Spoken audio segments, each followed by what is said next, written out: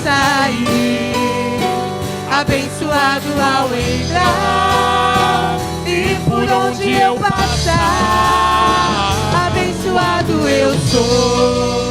Aleluia! Você é abençoado, querido. Nós somos abençoados.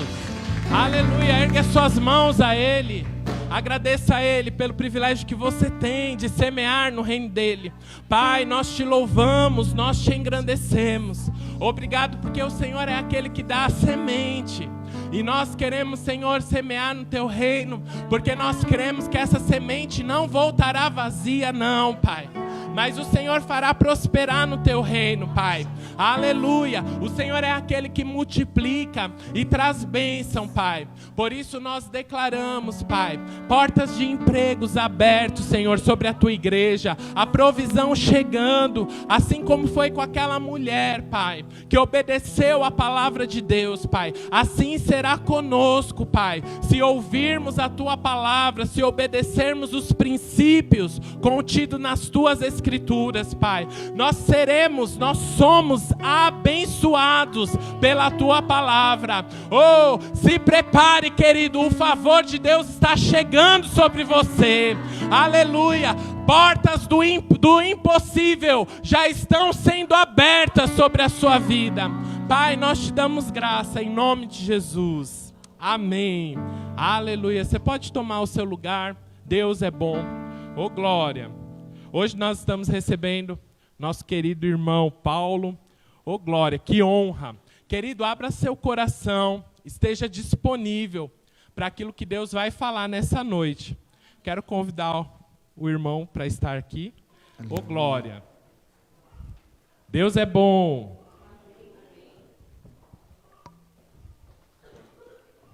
Obrigado, querido. Obrigado, viu? Opa, funcionando aqui o negócio, né?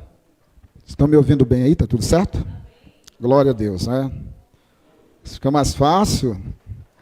Irmãos, muito me alegro em estar com vocês nessa noite. Faz um tempo que eu não aparecia por aqui, não é? Mas eu senti saudade de vocês. Trago um abraço dos irmãos lá da Igreja Batista do Parque América. Eu vim acompanhado do Joe. Ninguém conhece o João, né? Esse João aqui, ninguém conhece ele, né, meu? O João do Pastel. Obrigado, querido. Tá? Gente boa, viu? Sempre vejo ele. Bom. Então, ninguém conhece o João, ninguém conhece a Elaine, não é? São um pessoal desconhecido, rapaz. Esses dias eu peguei um Uber, conversando, ele falou assim, você conhece o João? De que João? O João do Pastel. Até você, rapaz. Eu falei, meu amigo. Falei, gente, sabe, irmãos, é muito bom a gente ser conhecido, assim como Jesus, né? Então, eu quero nessa noite compartilhar uma palavra com os irmãos sobre um tema muito interessante, não é muito falado nas igrejas, o tema que nós vamos abordar nesta noite, porém, é uma das virtudes da igreja, se não a mais importante. Ela é tão importante quanto a oração e a obediência. Eu queria compartilhar uma palavra com vocês sobre comunhão. Comunhão da igreja, comunhão dos irmãos. Sabe por quê, irmãos? Eu entendo que comunhão na América,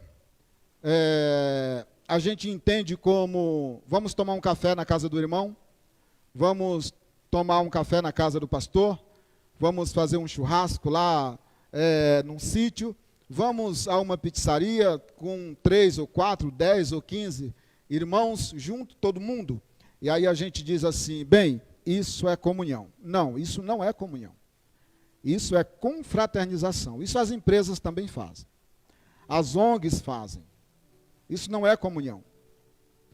Comunhão é algo espiritual, entenda isso. Comunhão tem a sua fonte, o seu nascedouro no mundo espiritual. Comunhão não é quando eu vou tomar um café na casa do meu irmão, não, lá é confraternização. E nós vamos ver nessa noite o que é comunhão a partir da pessoa do nosso Senhor e Salvador Jesus Cristo. Por quê que nós vamos ver isso? Porque, amados, tudo que o inimigo quer destruir é a comunhão de quem? Dos filhos de Deus. Tudo que o inimigo quer destruir é as orações dos filhos de Deus. Tudo que o inimigo quer destruir é a obediência dos filhos de Deus. Uma igreja que anda na obediência, uma igreja que anda na comunhão, uma igreja que anda na oração é uma igreja vitoriosa. Acontece que para você andar na oração, na comunhão e na obediência, não é fácil. Não é simplesmente você congregar em um determinado lugar, não é simplesmente você fazer uma oração uma vez por semana, e não é o suficiente você obedecer uma vez só. Entenda que a palavra de Deus diz que nós devemos andar na obediência em todo o caminho. A palavra de Deus declara que nós precisamos ter comunhão uns com os outros. Não é só o nos reunir em algum lugar, é apenas uma fração, um fragmento de uma comunhão espiritual. A palavra de Deus declara que nós precisamos viver em oração. Oração não é somente dobrar os nossos joelhos e dizer, ó Senhor, estou aqui. Não. Oração não é um monólogo, é um diálogo. Você está conversando com alguém. Essa pessoa está te vendo, está te ouvindo, te recebeu ali, na individual. Nunca sozinho. Quando você dobra os seus joelhos, Deus vai te receber individualmente. Mas nunca, não, Ele vai te receber pessoalmente, mas nunca individualmente. Você não pode entrar na presença de Deus sozinho. Quando você entra na presença de Deus, você leva todos os seus irmãos. Ainda que fisicamente você esteja sozinho no seu quarto, na sua casa, pela madrugada. Nós vamos ver isso na oração do Pai Nosso. Então, comunhão não é simplesmente a gente dizer assim, não, eu tenho comunhão com fulano, cicrano ou beltrano. Não. Que comunhão há entre o Lula e o Geraldo Alckmin? Aquilo ali é comunhão? Não, aquilo ali é negócio, é pacto, é acordo. Que comunhão há entre as autoridades que não têm nenhum compromisso com o reino de Deus?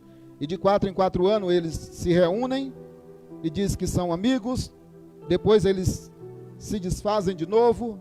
Isso não é comunhão. Comunhão vai muito além. Comunhão é espiritual. Por isso, eu quero te convidar a abrir a sua Bíblia para o nosso texto, para a gente começar esta ministração de hoje. Eu quero aproveitar bem esse tempo com você. Primeira carta de Paulo aos Coríntios, capítulo 1. Primeira carta de Paulo aos Coríntios, capítulo 1, versículo 9. Olha o que diz aí. Fiel é Deus, pelo qual fostes chamados para a comunhão de seu Filho, Jesus Cristo, nosso Senhor. Para você ter comunhão com Jesus, você precisa ser chamado por Deus. Onde está escrito isso? Colossenses capítulo 1, versículo 2, capítulo 1, versículo 11, a partir do versículo 11. Ele nos tirou da potestade das trevas e nos transportou para o reino do Filho do seu amor, em quem temos a redenção. Veja que Deus te tirou do poder das trevas e te transportou para o reino do Filho do seu amor, o reino de Cristo. Quando você chegou no reino de Cristo, o que Ele fez? Ele te encheu do seu Espírito, você passou a ser filho. Agora você pode entrar num processo de comunhão. Quem nunca foi chamado por Jesus, quem nunca foi cheio do Espírito Santo, não tem comunhão com a igreja. Não adianta. Você precisa ser chamado, você precisa ser chamada. No dia que você foi tirada das trevas, e você foi transportado para a luz, você foi transportada para o reino de Deus, naquele dia, a partir daí, você pode ter comunhão com os santos, com os irmãos da congregação. Isso é comunhão. Agora, aonde Jesus mais falou de comunhão, é aonde a gente menos entende e aonde a gente menos lê. Mateus capítulo 6, na oração do Pai Nosso, que nós conhecemos muito bem. Prepare-se que você vai anotar algumas coisas importantes para o seu ministério hoje. Jesus começa dizendo assim: Pai Nosso. Como? Se eu estou orando 1h da manhã sozinho no meu quarto, é estranho para me dizer Pai Nosso? Mas que nosso? Eu estou sozinho. Mas é Pai Nosso. Comunhão. Eu estou sozinho no meu quarto, mas o meu coração está em Cristo e nos meus irmãos, não no Brasil somente, mas em todo o mundo. Deus tem uma família. Os que foram comprados e remidos pelo nosso Senhor e Salvador Jesus Cristo. Então Deus nunca vai te receber no individualismo, Ele te recebe na individualidade. Individualismo é quando todos estão juntos e cada um busca por si. Individualidade é quando todos estão juntos no mesmo propósito, buscando o mesmo Deus. Sempre Deus vai te receber, mas você precisa levar os seus irmãos. Por isso, Pai Nosso, isso é comunhão. Pão nosso, pão nosso. Eu moro só, uma hipótese, né? O jovem mora sozinho, ele está orando. Pão nosso, você não pode pedir só para você. Você precisa pedir para você e para o seu irmão. Por quê? Porque talvez o teu armário esteja cheio e o do teu irmão está vazio. E aquelas coisas que tem lá no teu armário, Deus enviou para que você olhe para o lado e veja que o teu irmão precisa e você o socorra. Esse é o propósito. Comunhão. Perdoa, Senhor, os nossos pecados. Isso aqui é importante. Muitos irmãos pecaram, estão tristes, e você ainda não pediu perdão, e você ainda não disse: Senhor, perdoa o pecado do meu irmão. Existem irmãos novos na fé, eles são chamados de neófitos, novos na fé. Em algum momento os seus pés resvalaram na lama do pecado e ele nem se deu conta. Eu e você, que somos mais maduros na fé, precisamos entender isso. Senhor, perdoa os nossos pecados. Por quê? Porque somos igreja. E se o meu irmão está em pecado, o corpo de Jesus está sofrendo. Tem uma ferida aberta. Essa ferida não pode infeccionar. Ela precisa ser sarada. Qual é o remédio que sara? Perdão. Por isso eu digo: Senhor, perdoa os nossos pecados. Perdoa o pecado do meu irmão, da minha irmã. Senhor, perdoa. Para quê? Para que essa ferida sare. Para que o Senhor Jesus pare de sentir a dor dessa ferida. Para que isso seja cicatrizado. Comunhão. Pai nosso, pão nosso, perdoa os nossos pecados. Eu e você somos responsáveis por isso. Se nós não compreendemos isso, nós vamos ser pessoas individualistas, vivendo no individualismo. Agora eu te pergunto, qual é a finalidade da comunhão? A finalidade da comunhão é produzir unidade. Quando nós falamos de unidade, não de uniformidade, mas de unidade. Quando nós falamos de unidade, irmãos, aí nós estamos entrando numa área profunda, espiritualmente falando. Aí eu te digo, unidade é para quem é maduro na fé. Quando nós buscamos a unidade, existe uma regra. As pessoas que são mais maduras na fé, elas são responsáveis por trazer os mais novos para esta unidade. Porque unidade exige confiança. Eu vou falar uma coisa aqui sem medo de errar. Eu duvido que o pastor e a pastora tenha 10 pessoas em quem eles confiam plenamente a ponto de gerar unidade. Não tem, nenhum pastor tem. É muito difícil. Ele está construindo. Ele está construindo isso. Porque unidade significa confiança. Eu tenho que ter confiança de abrir o meu coração para você, seja qual for o problema. Qual for o problema. Eu tenho que ter liberdade de chegar para o meu irmão e falar assim: irmão, é o seguinte, ora comigo. Porque algo está perturbando o meu coração, isso não é bom. E se o teu irmão não for maduro, se ele não tiver maturidade para entender isso, ele vai dizer: irmão, o que é isso? Você está em pecado? Não é hora disso, irmão. É unidade. É a construção por uma comunhão. Unidade.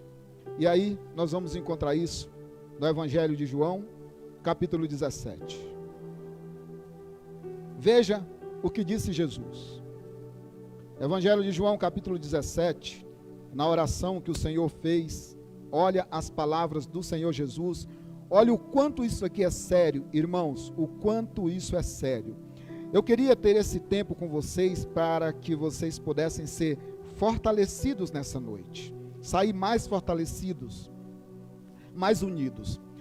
No Evangelho de João, no capítulo 17, e no versículo 11, Jesus disse assim: e eu já não estou mais no mundo, mas eles quem? Os discípulos, né? Aqueles que estavam com Jesus, mas eles estão no mundo. E eu vou para ti, Pai Santo, guarda em teu nome aqueles que me deste, para que sejam 2, 3, uma turma, para que sejam um. E aí ele vai fazer uma referência. Qual é? Ele vai dizer assim, ó, qual é o exemplo que Jesus vai nos dar de unidade? Ele diz assim: para que eles sejam um, assim como nós, Pai, Filho e Espírito Santo. 3 deuses? Não, um só. 3 pessoas distintas e não separadas. Quando nós falamos de Filho, o verbo que se fez carne e habitou entre nós, quando nós colocamos o Filho, o Deus humanizado para nos salvar, então existe uma hierarquia na Trindade, Pai, Filho e Espírito Santo. Na glória não existe essa hierarquia vertical, é horizontal. Deus Pai, Deus Filho, Deus Espírito Santo. A hierarquia vertical só existe por causa da humanidade do Filho, porque o Filho se fez homem, e o homem jamais pode se comparar a Deus em absolutamente nada, muito menos em santidade, em poder, glória, atributos incomunicáveis. Na glória, lá na criação, a Trindade é horizontal, Pai, Filho e Espírito Santo. Jesus fala assim: a igreja precisa ser assim, em unidade. Em unidade. Por quê? Porque o nosso caminho é o mesmo, a nossa direção é o céu, o nosso Salvador é Cristo, o nosso objetivo é o céu. Se você aprende um evangelho doente, você vai crer num Jesus doente, vai desembarcar num céu doente. Não é esse o propósito do evangelho. O evangelho é simples, simples. Paulo disse assim: eu temo, acho que foi aos Gálatas que ele disse, eu temo que vocês se apartem da simplicidade que há em Cristo. Porque o evangelho é simples. E o objetivo do Pai é que a família de Deus seja o quê? Muitos Jesus. Muitos Jesus. O problema é que quando nós falamos assim, olha, seja perfeito como Deus é perfeito, vamos entender o contexto. A Bíblia não está dizendo para mim ser perfeito como Deus, jamais posso alcançar isso, isso é uma blasfêmia. Dizer que um ser humano vai ser igual ao Deus Todo-Poderoso, aí você teria que ter vários atributos que é incomunicáveis, eternidade, onisciência, onipresença, onipotência, criador da vida. Não existe isso. Sabe qual é o contexto? Ele está dizendo assim, ó, Deus como Deus é perfeito. Você como cristão tem que ser perfeito, como homem cristão tem que ser perfeito. É isso que ele está dizendo. Deus como Deus é perfeito em absolutamente tudo, não falta nada. Mas eu como cristão tenho que trabalhar, eu tenho que viver de acordo com essa palavra, para quê? Para que eu como cristão seja perfeito. É isso que o texto diz. E aí ele diz assim, para que eles sejam um, como eu e o Senhor, ou como nós somos um. Mas veja, no capítulo 17 aqui, ele não para por aqui, ele continua. Vamos ao versículo 20, do mesmo capítulo 17. Ele diz assim: eu não rogo somente por estes, mas também por aqueles que, pela tua palavra, hão de crer em mim. Aqui é nós estamos incluídos nesta oração. Aí no versículo 21 ele diz assim: para que todos sejam um. Mas aí ele vai nos dar algo preciosíssimo aqui. Ele diz assim: como tu, ó Pai, o és em mim e eu em ti, que também eles sejam um em nós, para que o mundo creia que tu me enviaste. Opa! Interessante. É pela unidade que a gente compartilha Cristo com as nações. O que você acha que se entrasse agora uma pessoa ali e visse um discutindo com o outro, o que ele falaria? Ele ia embora.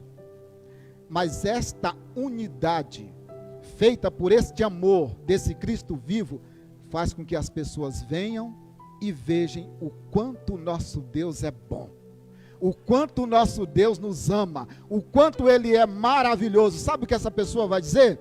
Esse é o lugar que eu quero estar. Aqui é um lugar onde as pessoas amam, aqui é um lugar onde as pessoas abraçam, aqui é um lugar onde as pessoas falam a verdade uma para as outras, aqui é um lugar onde alguém me fala assim: você está errado, irmão, precisa consertar. E eu tenho experiência própria disso. Eu fui abandonado pelos meus pais muito cedo, com 1 ano de idade. Então eu sou igual aqueles cachorrinhos, sabe? Se a pessoa me trata bem, pronto, me ganhou. Não precisa muita coisa não, só me trata bem uma vez. Eu sou assim.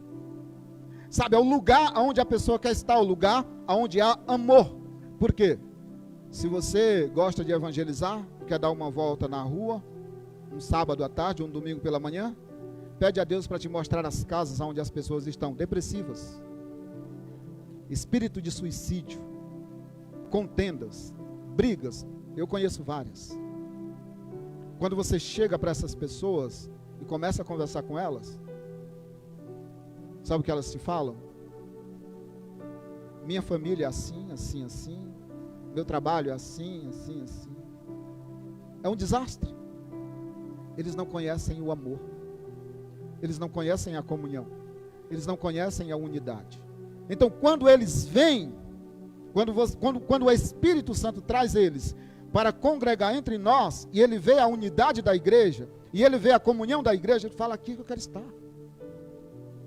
É Jacó que está lá, dormindo sobre a pedra, dizendo: na verdade Deus está nesse lugar e eu não sabia. É isso que as pessoas que passam lá fora quando entram aqui têm que ver. Deus está nesse lugar aqui, eu não sabia. Passei aí 200 vezes, nunca entrei nesse lugar, mas no dia que eu entrei, Deus encontrou comigo lá dentro. Pessoas que abraçam, pessoas que beijam, pessoas que respeitam, pessoas que tratam bem. Lá é o lugar onde o irmão abraça a irmã sem maldade no coração. Lá é o lugar onde o pastor beija as suas ovelhas com sinceridade no coração e fala a verdade para elas. Isso é uma construção de unidade. Isso é igreja de Deus. Se nós não abrirmos os nossos olhos para isso, o inimigo então vai começar a trabalhar.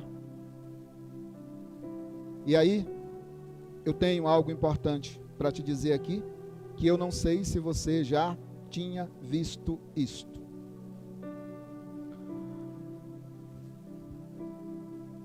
Existe uma maneira simples de ser abençoado? Vamos lá no Salmos 133.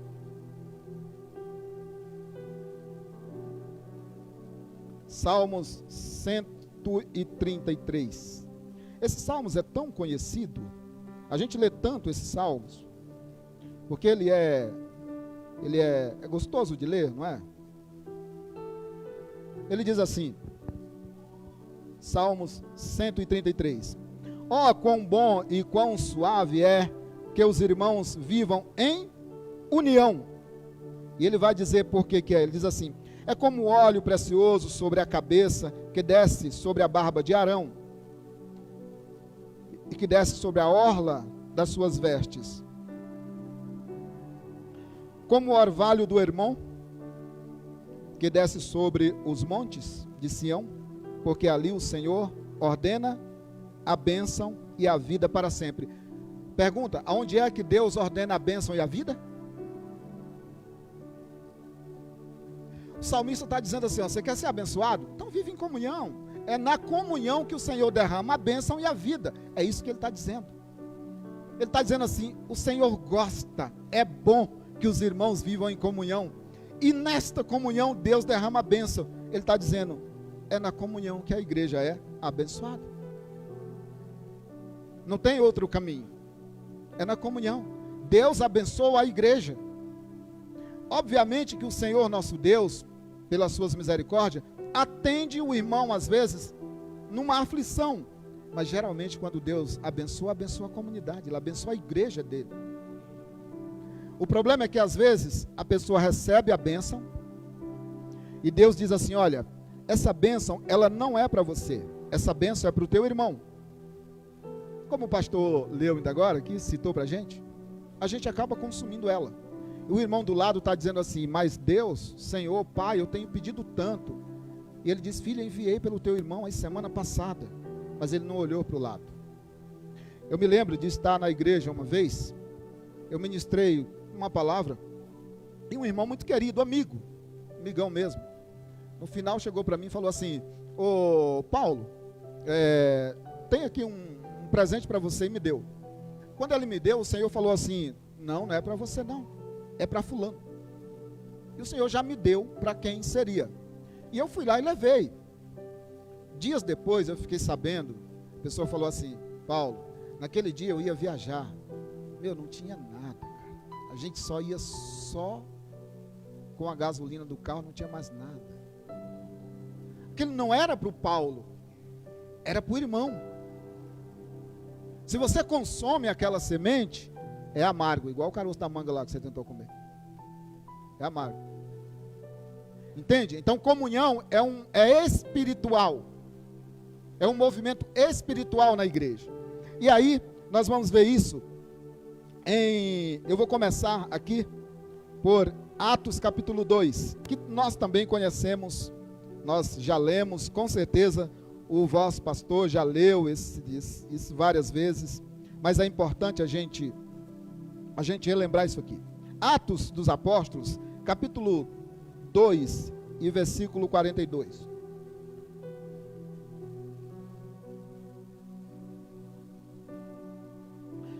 Ele começa dizendo assim: e perseveravam na doutrina dos apóstolos, e na comunhão, e no partir do pão, e nas orações. E em cada alma havia temor, e muitas maravilhas e sinais se faziam pelos apóstolos. Veja as palavras que tem aqui nesse texto. Detalhes das escrituras. Ele começa dizendo assim, eles perseveravam.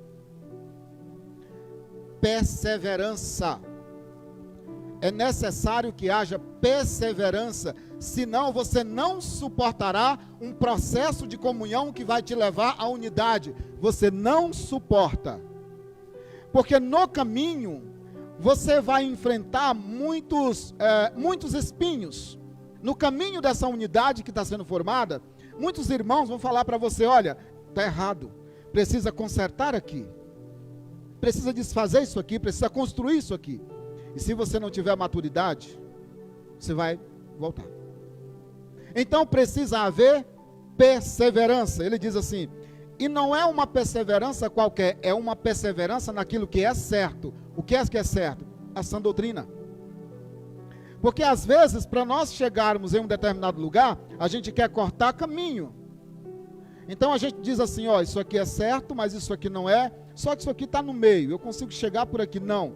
Perseverança na doutrina dos apóstolos. A doutrina dos apóstolos é a doutrina que Cristo deu a eles, e eles não se desviaram dela. Essa é a doutrina. Perseverando na doutrina dos apóstolos. Ele diz assim, na comunhão, no partir do pão e nas orações. Eu gosto disso aqui, e em cada alma havia temor. Primeiro, o temor ao Senhor é o princípio da sabedoria, está escrito lá em Provérbios. Se você não teme a Deus, não tem sabedoria. É importante temer a Deus, por quê? Porque o apóstolo Pedro, lá na sua primeira carta, capítulo 3, versículo 10, se eu não estiver enganado, se alguém quiser dar uma procurada aí para me ajudar, eu agradeço, mas eu acho que é 1 Pedro, capítulo 3, versículo 10, ele diz assim, se você quiser viver dias bons na sua vida, refreia a sua língua do mal. Se você quiser viver dias bons na sua vida, refreia a sua língua do mal. Se você e eu não tiver o temor de Deus, nós vamos tomar um café com o pastor, com o irmão, ao sair na porta a gente fala, poxa, o café do pastor estava frio pra caramba. Você viu o tamanho da geladeira do pastor ali? Aquilo custou uns 5 ou 6 mil reais. Ó, o pastor trocou de carro, hein? Você viu lá o filho do pastor lá? Você viu lá o filho do irmão? Você acha que crente não faz essas coisas? Se você tiver temor de Deus, você não faz. Sabe por quê? Porque o Espírito Santo de Deus te deu um dom chamado autocontrole, domínio próprio. Então toda vez que essa carne se manifesta, como diz Tiago, toda vez que essa carne se manifesta, esse dom, domínio próprio, vai dizer para você, não faça isso, Deus odeia isso. Não faça isso. Então cai o temor sobre sua vida. E você nunca fará isso. Nunca fará isso. Em cada alma havia temor. E por causa do temor, Deus fazia muitos milagres e maravilhas na vida desta igreja, que andava em unidade. Que andava em comunhão. Porque se a nossa comunhão um com o outro tem que ter como referência a Trindade, então nós vamos ver alguns textos aqui que são assustadores. A começar por João 30:10. O que diz lá? Se você puder anotar isso aqui, anota, senão depois pega lá na gravação, mas não deixa isso escapar de você. João capítulo 30, versículo 10, Jesus disse assim: eu e o Pai somos um. Eu e o Pai somos um. Mas aí ele não para por aí. Se você for em João 8:19, ele vai dizer assim, ó: quem conhece o Pai, conhece o Filho. Quem não conhece o Pai, não conhece o Filho.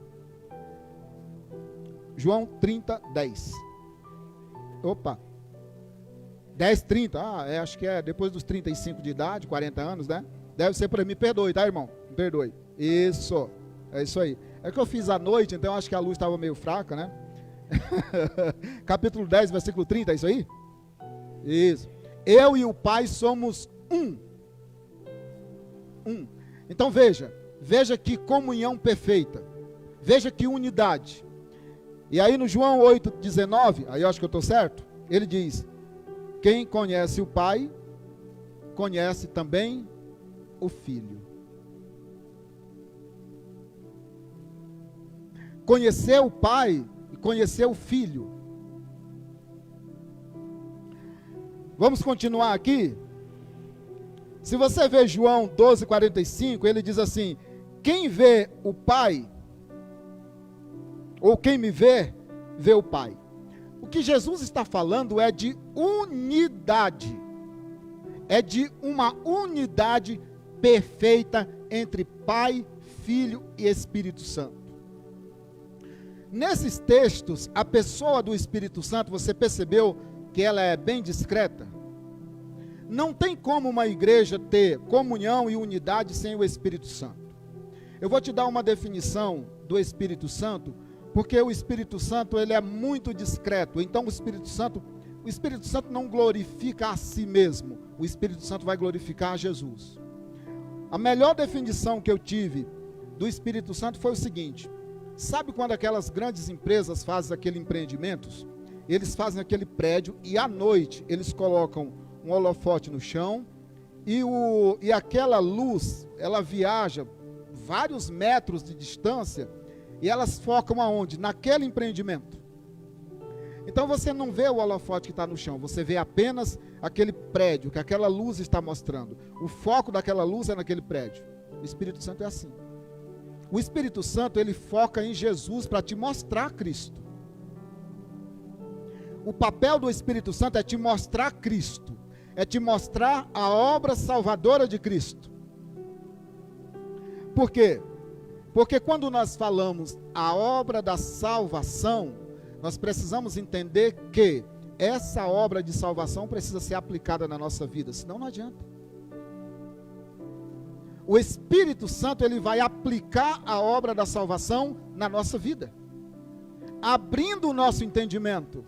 Por onde ele vai começar? Mostrando Cristo, te mostrando quem é o Salvador, te mostrando quem te salvou. E por onde ele começa? Te convencendo e me convencendo. O Espírito Santo precisa nos convencer do pecado, da justiça e do juízo. Esse é o começo da obra do Espírito. O Espírito Santo vai causar uma tristeza no seu coração. E a Bíblia diz, a tristeza segundo Deus traz vida. A tristeza segundo o mundo traz morte. Porque a tristeza segundo o mundo é remorso. A tristeza segundo o Espírito Santo causa arrependimento na gente. Então o Espírito Santo vai conduzir esta igreja a Cristo Jesus, para que nós possamos viver esta unidade na verdade de Cristo, no Evangelho de Cristo, no caminho, na vida, na palavra. E aí, se você ler João 14, do 8 ao 9, ele vai dizer assim: só podem vir ao Pai se for por mim. Eu vou lá com você. João 14, 6, ele diz assim, eu gosto de ler esse 6 aqui, porque ele diz assim: disse-lhe Jesus, eu sou o caminho, a verdade e a vida, e ninguém vem ao Pai, senão por mim. Perceba, não é vai, é vem. Percebe que é algo que mexe com a nossa cabeça? Mas como assim? Vem ao Pai. Se Jesus está dizendo, eu sou o caminho, a verdade e a vida, e ninguém vem. Isso é unidade. Ele está falando da trindade. Quando eu e você fomos salvos, quem trabalhou na nossa vida para nos salvar foi a trindade. Quer ver uma coisa? No batismo de Jesus, Jesus está sendo batizado, o Espírito Santo está se manifestando em forma de pombo, não é verdade? E o Pai está dizendo assim, esse é o meu filho amado em que eu me alegro. O que é isso? Testemunho. É um testemunho da Trindade Santa, não tem como questionar isso. Colossenses capítulo 1, versículo 3 é a mesma coisa. O Pai tira das trevas, que traz para o reino do Filho, e o Filho te enche do Espírito. A Trindade em ação, nos salvando. Isso é unidade. E aí, nós vamos aqui em Marcos 9:37. Vamos lá comigo. Marcos 9:37. Ele diz assim: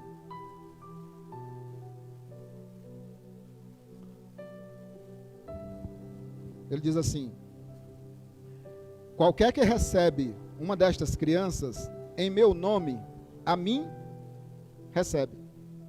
E qualquer que a mim me recebe, recebe não a mim, mas ao que me enviou. Qualquer que recebe uma dessas crianças, a mim recebe, Jesus está dizendo. E qualquer que recebe a mim, recebe não a mim, mas aquele que me enviou, que ele está dizendo. Quem recebe a mim, recebe o Pai. Quem vê a mim, vê o Pai. Quem conhece a mim, conhece o Pai. Quem me vê, vê o Pai. Essa comunhão que Deus tem, que Jesus tem com o Pai, a proposta de Cristo Jesus é que essa comunhão entre os irmãos, ela flua para uma unidade. Por que Jesus tem esse cuidado todo? Primeiro, porque Ele conhece o nosso coração mais do que nós mesmos. E aí, irmãos, eu devo dizer para os irmãos o seguinte: quando nós pensamos no céu, o nosso conceito de céu não é muito claro. Primeiro, porque a Bíblia fala pouco do céu por dentro. Porque não é o propósito dela falar do céu por dentro. Ela fala pouco. Agora imagina, o que nós estamos fazendo aqui nesta noite? Nós estamos sendo preparados para quê? Nós estamos sendo preparados para desembarcar num céu maravilhoso. O problema é que nós pensamos que nós vamos desembarcar num céu maravilhoso como anjinhos, não é? Com as asas branquinhas voando, fazendo peripécias, não é, para lá e para cá. Esse é o nosso conceito de salvação. Vou sair voando com os anjinhos para lá e para cá. Isso foi criado lá em Roma, pelos papas, Igreja Católica e tudo mais. Esquece isso. Você vai ressuscitar com esse corpo aí que você tem, eu com esse aqui. Nós vamos ressuscitar mais bonitos, pessoal. Não tenha dúvida disso, tá?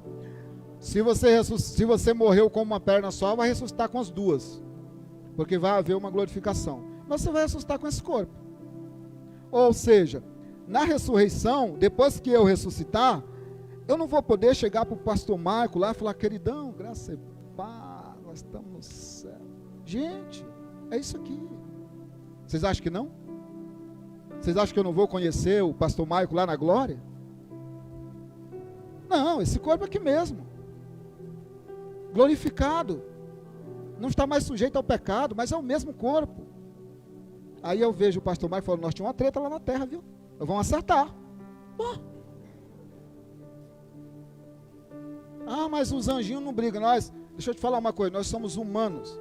E Deus vai nos salvar, nos salvou como humanos. E nós vamos viver na eternidade como humano. Com outra mente, é claro, não mais corrompida pelo pecado, um corpo glorificado, mas um corpo. E outra coisa, vamos trabalhar. Lá no céu vamos trabalhar. Vocês acham que a gente vai ficar lá só cantando o dia todo? Vai cansar, né? Cantando o dia todo. Não. Isso aí os anjos fazem muito bem.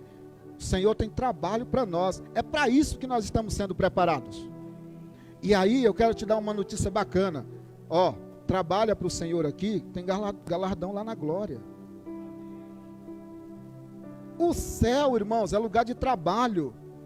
Agora, não esse trabalho afadigante, cansado que nós vivemos aqui, mas tem um trabalho no céu.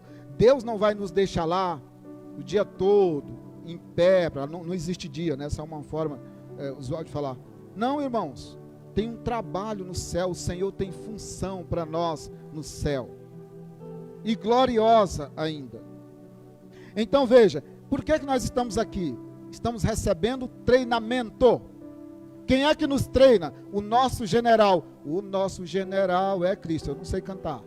Não é verdade? Através de quem? Através dos homens. Homens e mulheres, jovens, adolescentes e crianças. Todos estão sendo treinados para a glória. Quando você desembarcar no céu, você não vai desembarcar lá como onde eu estou, não sei o que eu estou fazendo, fica tranquilo. Quando você desembarcar no céu, você vai estar devidamente orientado. Olha lá, por aqui, sua porta é essa aqui, tá? Os portais celestiais é esse. As ruas da tua casa é aquela. Entende? Deus está construindo, o Senhor Jesus está construindo algo maravilhoso para a gente. Uma outra coisa, a gente acha que não haverá mais terra, mas o que diz Apocalipse, pastor? Haverá um novo céu e uma nova terra. Por que haverá um novo céu? Porque o céu foi manchado pelo pecado um certo tempo. Por que fará-se uma nova terra? Porque essa terra não serve. Assim como se não nascer um novo homem dentro de nós, também não serve. O que eu estou dizendo para vocês, irmãos, é que Deus fará tudo novo. Vida nova, céu novo, terra nova. Novidades. É tudo novo para nós. É aquilo que o Senhor tem para nos entregar. É o Senhor Jesus que vai nos entregar o novo de Deus. Consegue entender isso? O novo de Deus na nossa vida. E vou te dizer mais. O meu e o seu galardão não vai ser os anjos que vão entregar. Jesus falou assim, eu vou fazer isso. Deixa eu dizer uma coisa para você. Tem coisas que Jesus faz pessoalmente. Tem coisas que Jesus faz, ele faz questão de fazer. Tem coisa que Jesus fala assim, esse negócio é comigo. Tem anjo não, isso é comigo. Quer ver uma coisa? Tem problema na nossa vida que Jesus entra para resolver pessoalmente. Ele não manda ninguém, ele mesmo resolve. Ele não ia mandar ninguém ressuscitar Lázaro. Ele não ia mandar ninguém ressuscitar o filho daquela viúva. Não, ele não ia mandar ninguém fazer isso. Ele fez questão de ir lá e ressuscitar o seu amigo. E devolver alegria para aquela mãe. Ele fez questão de atravessar o mar de Genezaré, o mar da Galiléia, para libertar um sujeito que estava preso pelas algemas do diabo, ele foi lá, pessoalmente. Quando Jesus faz bem feito, faz direito, faz pessoalmente. É o novo de Deus na nossa vida. Portanto, saiba que se você não conhece o Filho, também não conhece o Pai. Se você não ama o Filho, também não ama o Pai. Continuando aqui mais um pouquinho à frente. Vamos comigo, nós fomos em Marcos 9:37. Quem me recebe, recebe o Pai. E João 15, 22, 23. João 15, 22, 23. Olha o que está escrito aí.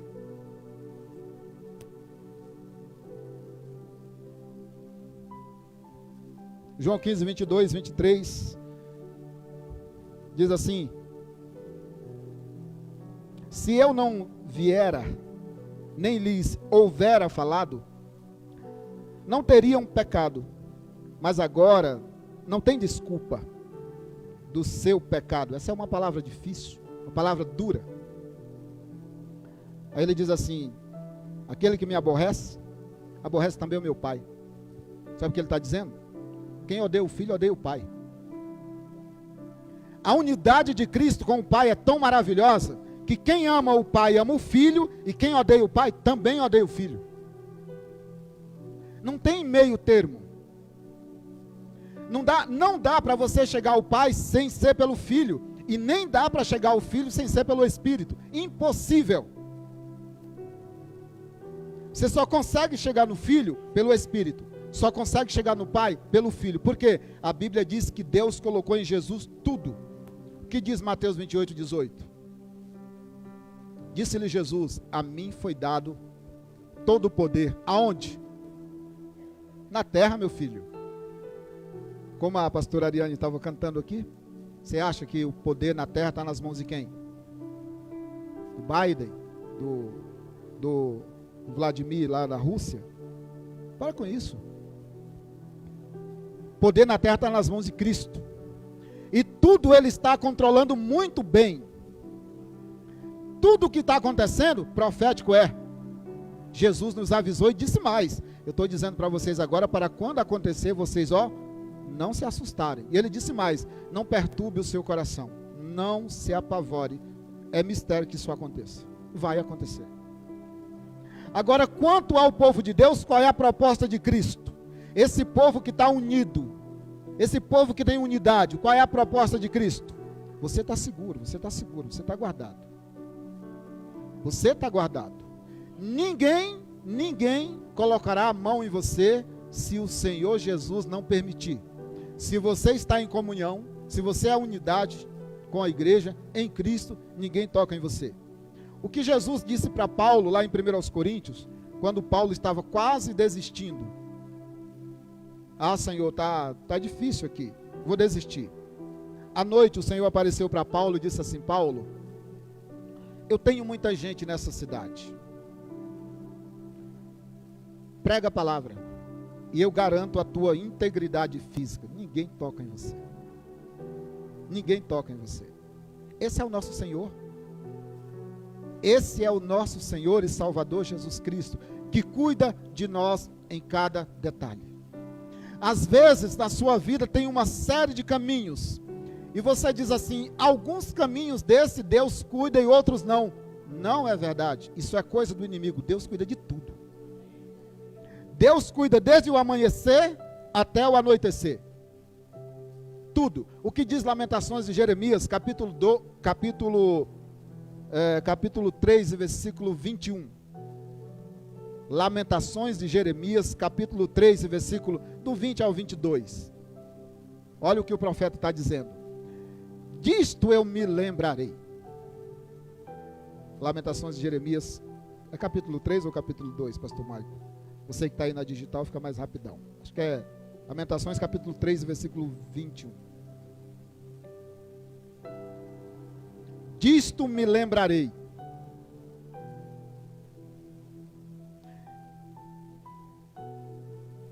Aí ele vai dizer assim, 21? 3, 21, né? Disto me lembrarei, ou trarei a lembrança.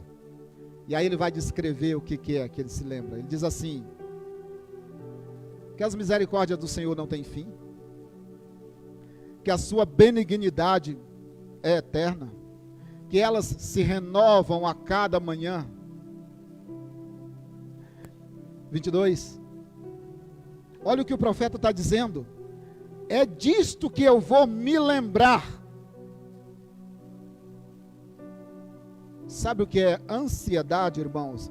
Ansiedade é o excesso do futuro no presente. Isso é ansiedade. O pastor Marco até gravou um vídeo, está lá no meu canal, falando sobre ansiedade. Não foi, pastor? Acho que foi. Ele e o pastor Wallace. Ansiedade é o excesso do futuro no presente. E culpa é o excesso do passado no presente. Deixa eu te falar uma coisa. Quando você pega ansiedade e culpa e entulha o teu presente, Deus não tem espaço na tua vida. Não tem espaço. Porque Deus tem quando para trabalhar na tua vida? Hoje. O ontem, com o ontem a gente aprende, não é? O hoje a gente administra e o amanhã a gente planeja. Mas o amanhã não temos e o ontem já passou. O que nós temos hoje? Deus tem quando para trabalhar na tua vida? Hoje. Se você pega esse hoje e entulha ele com ansiedade, que é o excesso do futuro no presente, e com a culpa, que é o excesso do passado no presente, acabou. Deus não tem espaço para trabalhar na sua vida. Por isso é que o Senhor Jesus, as Escrituras diz, lança sobre ele toda a tua ansiedade, porque ele tem cuidado de nós, irmãos. Lança sobre ele, ou seja, deixa o teu hoje livre para o Senhor trabalhar hoje. Você tem noção do que Deus pode fazer hoje na sua vida? Deus pode te encher do Espírito dele, com uma força, com um poder tão grande, que ninguém vai te segurar mais. Mas se o teu hoje está fechado, está entulhado de ansiedade, de culpa, que espaço Deus tem para trabalhar na sua vida? Nenhum. Então isso chama libertação. Deus te liberta hoje, para que ele possa agir na tua vida, hoje, de maneira poderosa, para que amanhã você seja melhor do que hoje. E todos os dias, melhorando a cada dia, na unidade, na comunhão, no poder do Espírito Santo. Isso nos leva a outro ponto, que é João 5, 21. Olha que maravilha. João 5, 21. Dá uma olhadinha aí, por favor. Pastor Marcos, se eu passar do horário aí, por favor, me avise, né? Você falou que nós ia até às 3. Olha João capítulo 5 e versículo 21 ao 23. Olha o que diz aqui. Ele diz assim, 21 ao 23, diz assim, pois assim como o Pai ressuscita os mortos e os vivifica, assim também o Filho vivifica aqueles que quer. Ele vai dizer assim, aquele que quer. E também, o versículo 22, e também o Pai, a ninguém julga, mas deu ao Filho todo o juízo. Vai percebendo os detalhes, que tudo vai convergindo em quem? Na pessoa de Cristo, tudo. Aí ele diz assim, para que todos honrem o Filho, não é isso? Como honra o Pai. Quem não honra o Filho, não honra o Pai que o enviou. Resolvido. Quem não honra o Pai, não honra o Filho. Quem não ama o Pai, não ama o Filho. Quem odeia o Pai, odeia o Filho. Quem vê o Pai, vê o Filho. Quem crê no Pai, crê no Filho. Isso é unidade. A igreja tem como referência Cristo, o Pai, o Filho e o Espírito. E esta comunhão da igreja leva a esta unidade. Resultado disso é uma igreja forte e poderosa no Santo Espírito. Irmãos, uma igreja que não é unida, que não vive na comunhão do Espírito Santo, ela não tem poder algum, porque ela migrou. Ela migrou da individualidade para o individualismo. Se você prestar atenção, essas migrações foram feitas lá no começo. Lá no começo. Quer ver uma coisa? Eu vejo que tem alguns jovens aqui, congregam aqui. Uma palavrinha rápida para vocês. Veja bem. Lá no começo, o casal tinha quem como referência? Quem? Estamos falando do Adão e da Eva, lá aquele casal simpático. Qual era a referência daquele casal? Veja bem, aquilo que Deus dizia que era bom, e aquilo que Deus dizia que era mal, beleza? Entra uma outra figura na parada. O que ele vai dizer? Você pode ser a sua referência, meu jovem. Aquilo que você disser que é bom, e aquilo que você disser que é mal. Para com isso. Para de deixar que o outro seja a tua referência e seja você a sua própria referência. Beleza? Agora viaja de lá para os dias de hoje e me responde uma coisa. Quem é que determina o livro que você lê, o filme que você assiste e a música que você ouve? Percebe? A tática, o método é o mesmo. Deixa a referência de Deus e seja você a sua própria referência. Mas quem disse que você tem que ser guiado por eles? Quem disse que a Anitta guia você? Quem disse? A tua referência é Deus. Aquilo que Deus disser é mal. E aquilo que Ele disser é bom. Vai por Ele. Vai por Ele. Não deixa os outros ditarem a sua vida, não. Deixa Deus. E aí, ninguém vai determinar o livro que você lê, a música que você ouve, o programa que você assiste, as minisséries que você maratona na Netflix, que te dão doses homeopáticas de coisas na ideia, e daqui a pouco você está dizendo, aquilo que era errado, hoje já não é mais. Olha, eu assisto isso aí todo dia, durante 2 anos você segue uma série, são doses homeopáticas de ideias que vêm de lá, e isso vai te tirando o quê? A preocupação. Há 2 anos atrás, desobedecer o pai, a gente tinha como pecado. Não pode não. Hoje, o filho diz assim, peraí pai, isso aí é errado para o senhor, para mim não. Meu conceito do que está errado não é isso aí. E outra coisa, eu já estou com 18. Eu gosto de ler tal livro. Eu gosto de tal música. Eu gosto daquela música que foi gravada em espanhol, com uma batida que foi programada para entrar no teu cérebro mais rápido e dominar. Beleza, você tem coragem de assistir aquilo na sala da tua casa? Com seus filhos? Sua mãe e seu pai? Ninguém tem, gente. Mas o que tem de jovens metido naquilo ali é uma loucura. Por quê? Perdeu-se a referência. Isso aqui é referência do que é certo e o que é errado. Se você não estiver por aqui, você fez essa migração. Foi o que eles fizeram lá no começo. Eles migraram da referência de Deus para a referência de si próprio. Por meio de quem? De alguém inteligente que conseguiu despertar nele um desejo de fazer o quê? Que é errado. Ou seja, seja você sua própria referência, meu amigo. Você não precisa que outro dite as regras para você. Então, quando o seu pastor vem aqui e diz assim, olha, foge disso, foge daquilo, porque ele sabe que vai dar conta diante de Deus. Ele tem que fazer. Se ele não fizer, no último dia Jesus vai pegar ele pelo pescoço e o bicho vai pegar. Por quê? Coloquei diante de você várias vidas, as quais eu morri por elas, e te dei sabedoria. Eu não sabia, está escrito lá em Tiago capítulo 1, quem não tem sabedoria, peça a Deus, que a todos dá liberalmente, não lança em rosto. Não é assim que está escrito? Então imagina uma conversa de um pastor com Jesus, dizendo assim, Senhor, eu não sabia. Sabia sim, rapaz, você não fez porque não quis. Essa semana eu estava com uma reportagem de um cara que vendeu a igreja com 300 pessoas dentro, vendeu com tudo, 300 membros. Aí eu fui gravar o programa na rádio lá, quando eu cheguei lá na rádio, eu estava conversando com um cara, o cara falou, você está assustado por isso? Meu pai, aqui aconteceu isso. Meu pai tinha uma igreja com outro pastor, o outro pastor tinha uma dívida, daqui a pouco chegou um outro pastor e falou, a igreja é minha, eu comprei com tudo. Você escandaliza por isso? Então migra. Migra dessa referência para a referência de certos livros, de certas músicas, de certos filmes, de certas séries. Migra para você ver o prejuízo no teu coração.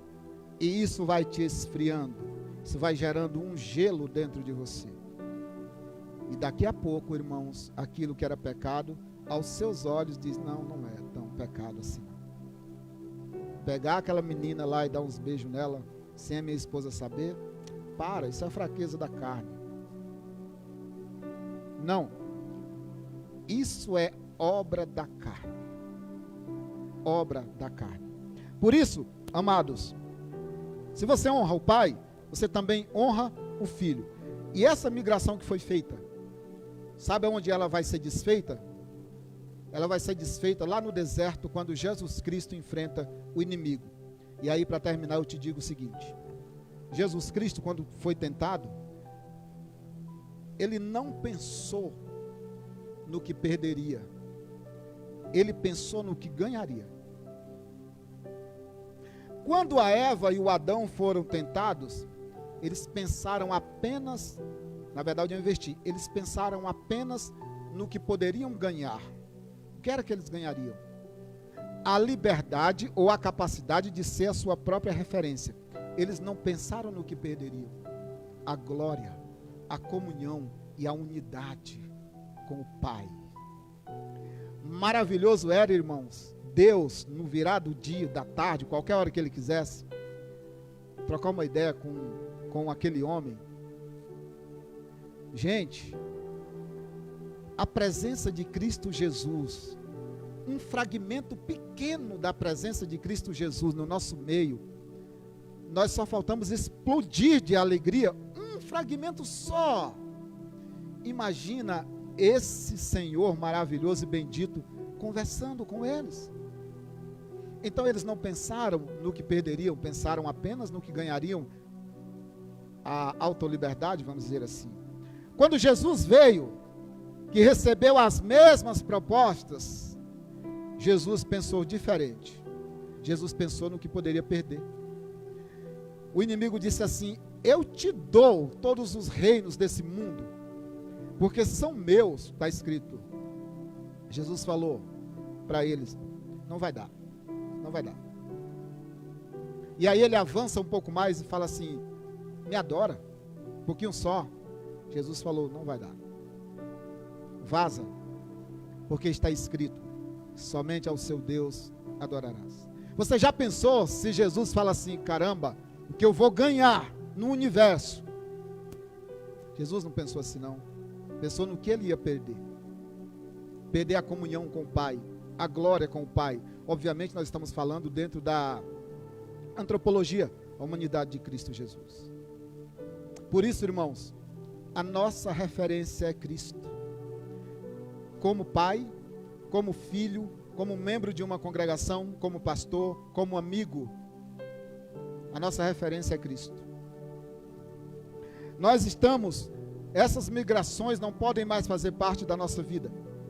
Nós fomos libertos pelo poder do nome de Cristo Jesus, para viver uma comunhão perfeita, que nos leva à unidade de Cristo, para que por essa unidade nós possamos dar testemunho de que o Senhor Jesus foi enviado pelo Pai, e Ele tem muitas almas na terra, e eu e você somos os que Deus escolheu para compartilhar o santo reino de Deus. Eu queria que você ficasse de pé, um pouquinho só, para nós estarmos orando, e eu queria fazer rapidamente uma oração direcionada com você. Eu queria que você orasse comigo, pedindo ao Senhor comunhão, e aí você vai incluir comunhão na sua casa, comunhão na sua congregação, comunhão na sua família. Vamos orar. Senhor, nosso Deus e Pai eterno, te damos graças, Senhor, por esse tempo precioso, meu Deus, de compartilhar a tua santa e poderosa palavra, que pelo teu Espírito o Senhor colocou no nosso coração, pelo teu Espírito o Senhor derramou do teu amor no nosso coração, para que nós possamos amar uns aos outros. Por isso, Senhor, abre os nossos olhos nesta noite, para que nós possamos, ó Deus, entender, Senhor, a necessidade de andarmos juntos em comunhão e em unidade, sempre promovida pelo teu santo e poderoso Espírito. Meu Senhor, nesta noite, olha para cada coração aqui presente, Senhor, e vê, Senhor, está faltando algo para que eles vivam uma união? Ó Senhor, promove isso hoje pelo teu Espírito em nome de Jesus. Senhor, restaura a comunhão nesta família hoje, Senhor. As que estão aqui presentes, aqueles que estão nos vendo pela internet, Senhor, restaura a comunhão em casa. Senhor, restaura a comunhão entre esse pai e esse filho, pois diz a tua palavra, Senhor, que o teu espírito é o espírito da comunhão. Senhor, restaura, Senhor, a comunhão deste esposo e esta esposa, que há tempos, ó Senhor, não param para conversar, para se perdoar, para terem dias melhores. Senhor, abre o entendimento de cada um deles, para que eles possam viver, ó Deus, pela comunhão do teu Espírito, Senhor. Meu Deus, em nome de Jesus, abençoa esta congregação, os pastores dessa congregação, com todos os irmãos aqui presentes, Senhor, e faz, ó Deus, nesse lugar, uma comunhão perfeita pelo teu Espírito, Senhor, para que eles possam andar em unidade, dando testemunho da tua grandeza, do teu amor e da tua glória. Nós oramos crendo, Senhor, em nome de Cristo Jesus. Amém? Amados, muito obrigado, viu? Para mim é sempre uma alegria estar com vocês. Obrigado pela paciência de me escutar. Que Deus abençoe a cada um de nós nessa noite. Amém? Obrigado. Pastor Maico? Pronto.